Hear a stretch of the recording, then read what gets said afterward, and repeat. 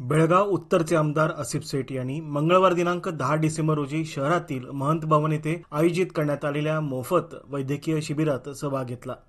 आरोग्य सेवा प्रदान करण्याच्या उद्देशाने आयोजित केलेल्या या शिबिरात विविध स्थानिक रहिवाशांनी सहभाग घेतला होता. यावेळी त्यांना मोफत आरोग्य सल्ला देऊन त्यांची वैद्यकीय तपासणी करण्यात आली.